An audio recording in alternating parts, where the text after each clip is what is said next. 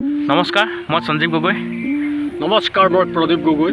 আপোনালোকক আজি প্ৰায় 50 দশকৰ আগৰ কিছুমান সত্য ঘটনাৰ আধাৰত দুআষাৰমান বা ভিডিঅ' আকাৰে আপোনালোকৰ সন্মুখলৈ আপোনাৰ অৱগত কৰিবলৈ আহিছোঁ।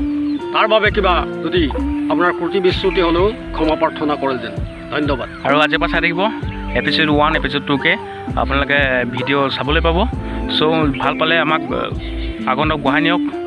চ' আমাৰ চেনেলটো যদি উন্নতি হয় আপোনালোক আৰু ভাল ভাল বস্তু নজনা বুজিব পাৰিব, জানিব পাৰিব, আৰু নেদেখা বস্তু চাবলৈ পাৰিব।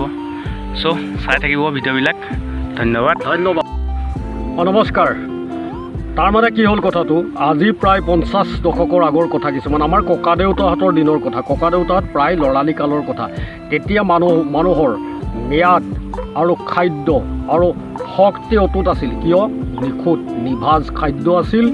আৰু তাৰমানে মাছ মঙহকে ধৰি শাক পাচলি খেতি নিজৰ উৎপাদিত সকলো নিজেই ধৰক ভক্ষণ কৰিবলৈ বা ব্যৱহাৰ কৰিবলৈ পাইছিল।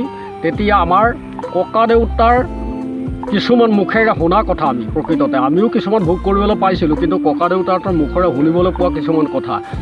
তাৰমানে এটা সময়ত ককাদেউতাৰ এজন ভিনীহেক আছিল। তেতিয়া মানে আৰু ৰিঙত এটা ডাঙত এটা বহুত দূৰ দূৰণিৰ পৰা মানুহ ধৰক ইঘৰ সিঘৰৰ লগত সম্পৰ্ক ৰাখিবলৈ হ'লে বহুত দূৰ দূৰণিৰ পৰা সম্পৰ্ক ৰাখিব লাগে। আৰু তেনেকৈ আমাৰ ককাদেউতাহঁতৰ ঘৰলৈ ভিনীহেক আহিবলৈ প্ৰায় 3 কিলোমিটাৰমান, তেতিয়া 3 মাইলমান দূৰৰ হাবিতলীয়া ৰাস্তাৰে আহিব লাগে বাটেৰে। তেখেত আহি থাকোঁতে সন্ধিয়া পৰ হ'ল, আৰু সন্ধিয়াতে বোলে হাতী পোৱালি এটা ওলাই আগচি ধৰি আগাভেটা কৰিছিলে। আৰু কি কৰিলে? ফুৰডালতে পাক মাৰি ধৰি এই ভিনীহেকে ঢুকু এটা মাৰি পেলাই গুচি আহিলে। আৰু অহাৰ পিছত আহি ককাদেউতাহঁতৰ ঘৰত পাই পেলাই ক'লে, বোলে হেৰিও বাটত বৰ হাতী এটা আগাভেটা কৰি আছিলে, হাতী পোৱালি এটাই, বৰ বোলে একেবাৰে ভাল এটা ভকু দি থৈ আহিছোঁ, চাগে যাচোন তহঁতে। সঁচাকৈও গৈ ৰাতিপুৱা চাইছে হাতী পোৱালিটো মৰি আছে। ইমানেই বলবীৰ্যৱান আছিলে, ইমানেই মানে প্ৰকাণ্ড শক্তিধাৰী, ভীমৰ শক্তিধাৰী আছিল। কাৰণ কিটো? তাৰমানে তেতিয়া হ'ল প্ৰকৃত পহু মাংস, মাছ ইত্যাদি নিজৰ উৎপাদিত শাক পাচলি। আমাৰ ককাদেউতাৰে প্ৰায় 109-10 বছৰ বয়সলৈকে চকুৰে বালি চাহি মনিব পৰা ক্ষমতা আছিলে। আজিৰ যুগৰ খাদ্য ভেজালে মানুহক কি পৰ্যায়লৈ লৈ আহিছে।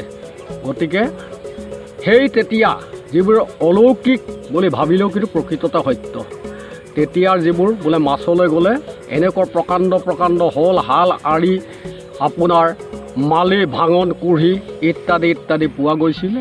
আৰু নিজৰ খেতি পথাৰতো দদন বদন যি ৰুৱে তাকে হৈছিলে। আৰু ধৰক তেতিয়া মানুহৰ প্ৰায় খেৰীঘৰ, নৰাঘৰ ইত্যাদি, আৰু নিজৰ বোৱা কাপোৰ পিন্ধে, বোৱা আঁঠুৱা তৰে।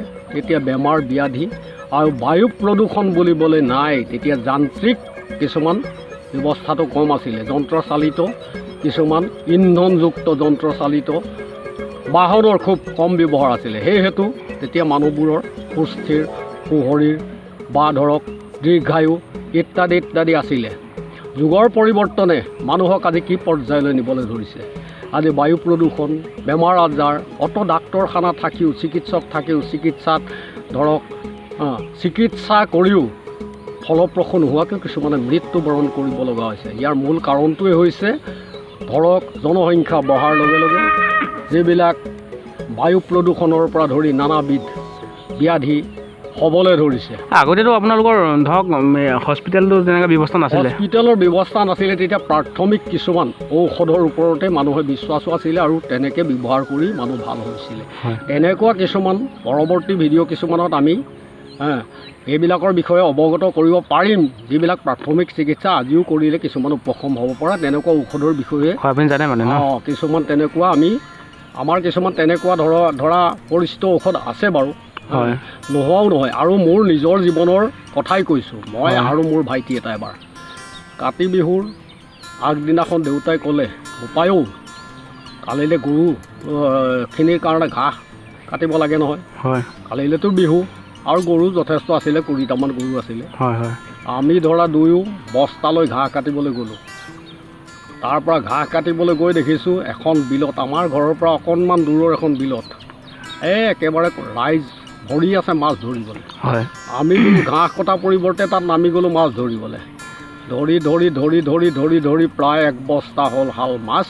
হয় মুখ চিলাই পেলাই এই বিলৰ কাষতে এজোপা সৰু বাঁহ আছিলে, হয় তাৰে বাঁহ এটা কাটি মাজতে দি দুয়ো ভাৰ বান্ধি আনি 1 বস্তা মাছ, শ'ল শাল, মাগুৰ ইত্যাদি ঘৰত পেলাই দিলোঁহি। 1 বস্তা নিজৰ জীৱনৰ এইবোৰ কিছুমান অভিজ্ঞতাৰ সম্পৰ্কত। কাৰণ কেলৈ এইবোৰ নিজেই পোৱা। তেনেহ'লে ককা দেউতাহঁতৰ দিনত কিয় মানুহবোৰ তেনেকুৱা নাছিলে? তেল চেলো সিমান ইউজ নহয় চাগে তেতিয়া। তেলৰ ব্যৱহাৰটো খুব কম আছিলে। তেল কোনোবাই পেৰি পেলাই তেতিয়া খেতি কৰে তেলৰ, নিজে তেল পেৰি অকণমান খায়। তেলৰ ব্যৱহাৰ খুব কম আছিলে। আজিৰ দৰে ধৰা তোমাৰ নানাবিধ চাবোন, ক্ৰীম ইত্যাদি ইত্যাদি ব্যৱহাৰ নাই।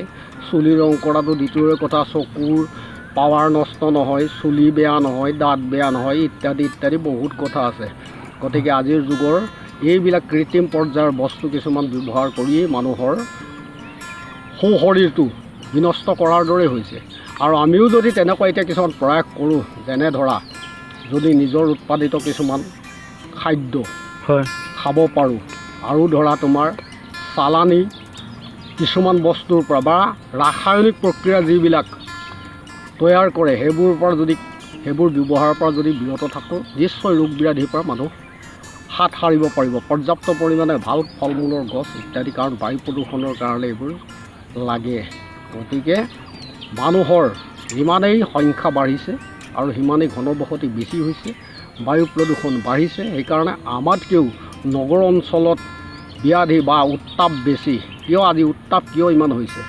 উত্তাপৰ মূল কাৰণেই হৈছে ধৰা তোমাৰ এই গছ গছনি নাইকিয়া হোৱা, অৰণ্য ধ্বংস হোৱা ইত্যাদি ইত্যাদি বহুত কাৰণ। আৰু গতিকে আজি যুগত মানুহ জীয়াই থাকিবলৈ হ'লে আগৰ নিচিনা কিছুমান পদক্ষেপ ল'ব লাগিব। যাৰ যেনেকুৱা সুবিধা, এজনৰ আছে এজনৰ পৰা 10জন উপকৃত হ'ব, তেনেকুৱা কিছুমান কথা আছে।